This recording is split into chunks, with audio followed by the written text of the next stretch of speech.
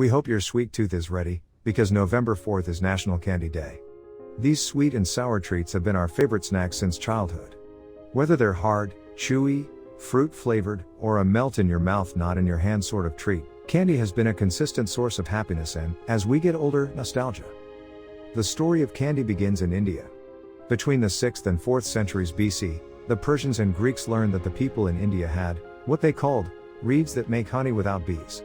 These reeds were actually sugarcane, which is indigenous to Southeast Asia. Ancient Indians would boil sugarcane juice, turning it into individual pieces of sugar, which they called khanda. Before sugarcane was domesticated outside of Asia, honey was used in ancient China, the Middle East, Egypt, Greece, and Rome to coat fruits and flowers, which would preserve them and turn them into a form of candy. Before the Industrial Revolution, candy was used as medicine to either calm the digestive system or cool the throat.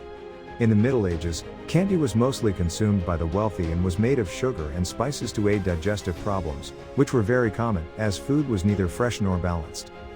Candy first came to America in the 18th century from France and Britain. Very few colonists were skilled in sugar work, meaning only the wealthy were able to enjoy these new treats.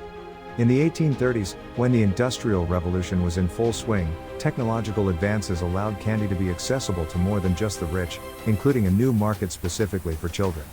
While some artisan sugar workers remained, candy stores were becoming an American staple, especially in the lives of children across the country. Penny candy became the first thing a child would spend their money on, and candy store owners relied mostly on the business of children and families to keep them running.